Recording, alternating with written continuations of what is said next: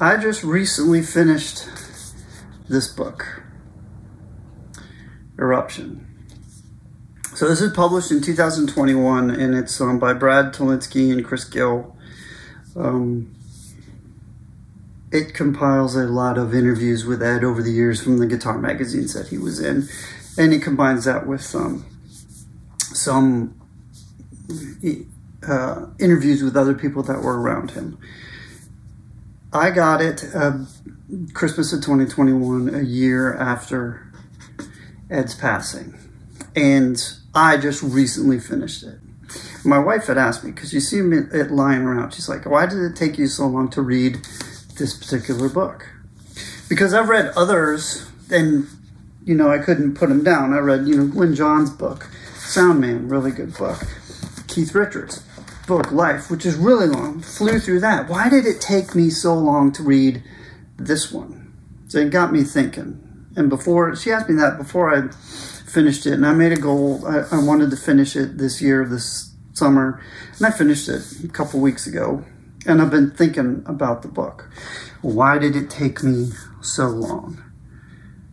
So because I've, read everything about Ed, all the interviews and everything, and there's nothing new here for me. No, that's not it. Why? So I had to think about it. And as I approached the end of the book, I was thinking about it. And when I got there, I figured it out. I had some ideas of what it was, but I figured it out when I got to the end. And I'll tell you that in a little bit, because I got to tell the backstory of why, in order to get to why it took me so long to read this book. So, I grew up as a Van Halen fan. Found Van Halen 1984. MTV was a thing. We had MTV in 1984, and Jump came out. And I loved that song. And I'm like, this is a cool band. And I was in 5th grade. You could do the math, how old I am now. But then Panama came out, even better, Hot for Teacher. And I became a Van Halen fan. And then went backwards, as you do, to get Van Halen 1, Diver Down, Van Halen 2, Women and Children First. The last tape, got it on tape, that I got of that era was Fair Warning, because it had some bad language on it. That was 5th grade. But eventually got that big Van Halen fan. And then 1985 comes around, and David Lee Roth is kicked out of the band. Depending on who you hear, he leaves, they kicked him out, he left. So I was pretty much devastated. I just found this band, become a huge fan, and now they're in shambles. But they pick up Sammy Hagar as their lead singer, and they put out in 1986, they put out 5150. And so we got that on tape, listened to it, and I was like, okay, the reason why I'm listening to this band is because of the music and the guitar player. And it was Eddie.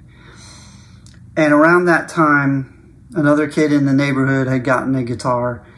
So I was like, well, I want to play guitar too. So I started saving up. My brother had actually gotten an acoustic guitar. That's a whole nother story.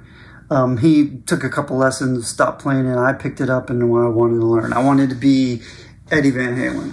That was my goal. So I saved up my money to buy, of course, a Kramer, just like Ed's. But you couldn't really get one like he had. You could get one similar.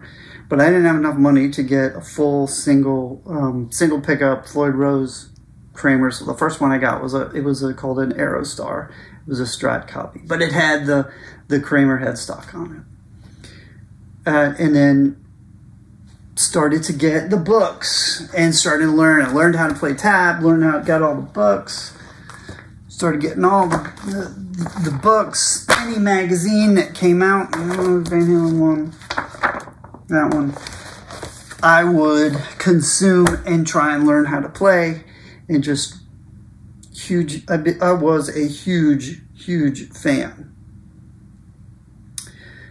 I remember my brother and I waiting on the radio to hear the new song come out for the OU812 album, which was Black and Blue, and had the tape ready to record it.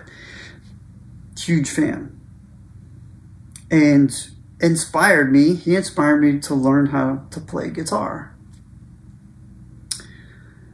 But being a Van Halen fan was not always easy, because then Sammy was no longer in the band. He kicked out, they get left, whatever it was.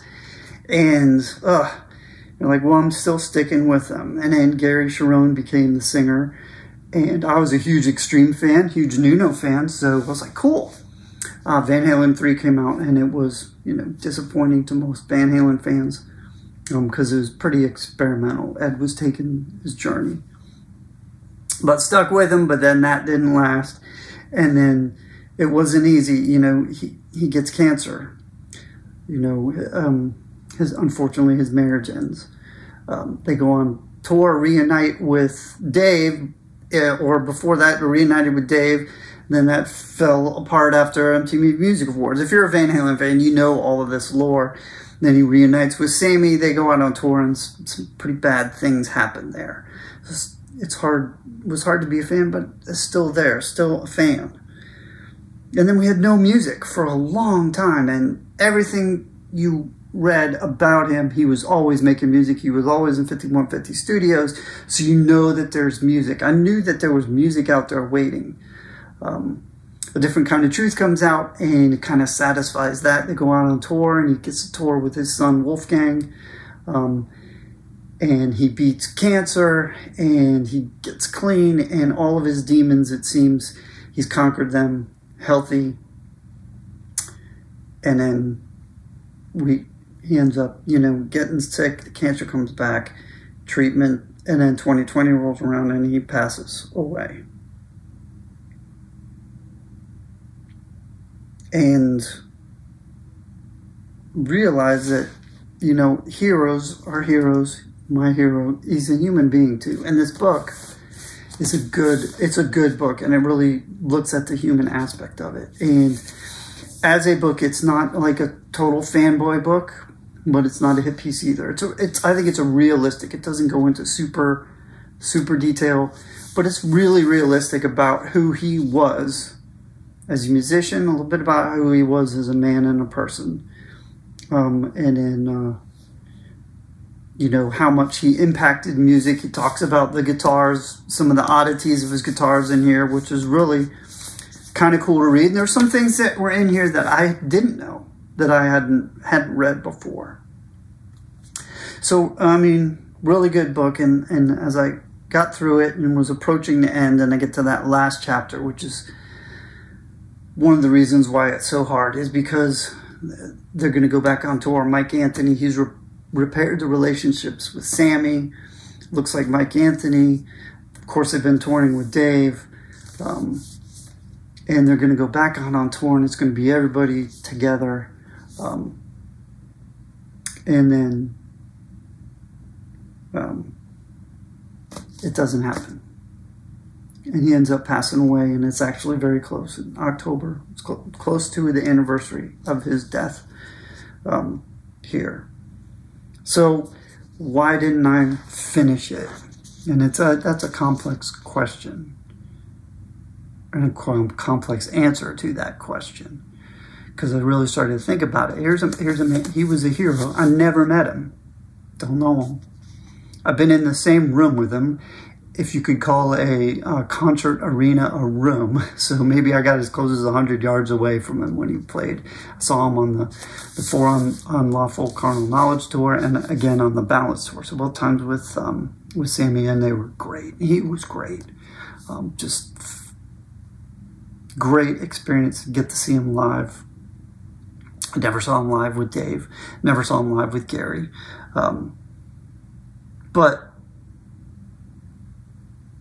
the reason why I think I did not finish this book is because this was written after he passed away. So there is that bit of, I had to come to terms with, he's gone, and we've lost him. Now, it's not nearly as sad as, losing your father or someone dear to you. He was dear. I guess you consider he was dear to me. But you kind of have to, there's closure with reading this, is was he's gone. And there's some times where I'd have to remind myself, oh yeah, Eddie passed away. And it's hard to deal with that because you think, oh, there's no new music going to come out. And you think, no, there's no new, you're not going to get to hear anything new, or at least what we haven't heard ever again.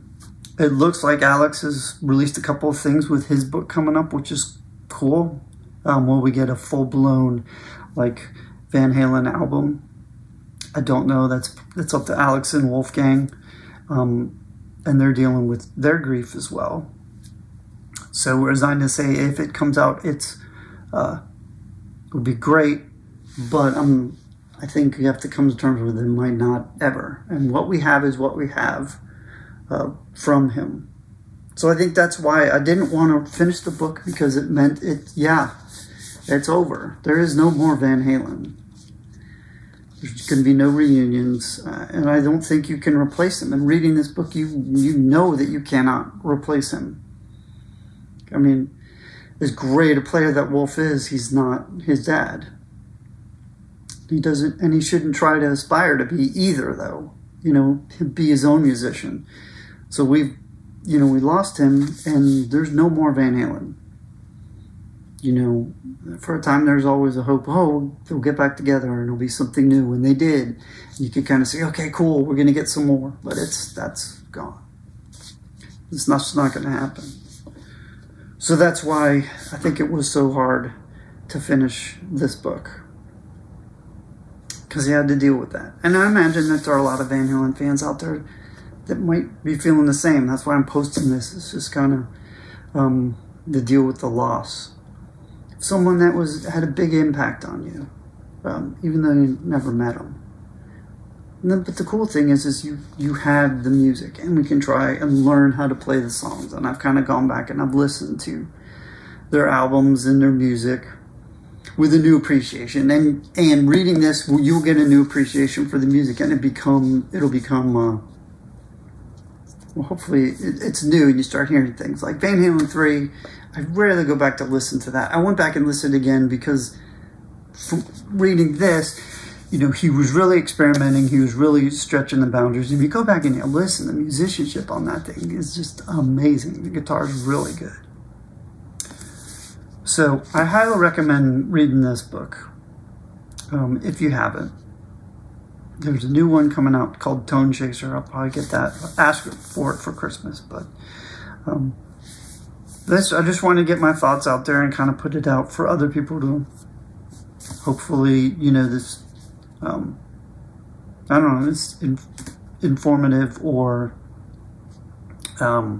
entertaining. Just let you think about, you know, different stuff. I don't know. I'm petering off. My notes have run out. And I was sad when I got to the last chapter and read the last couple paragraphs. It was sad. And but I needed to be sad. Should be sad. So thank you for watching, and I'll be around.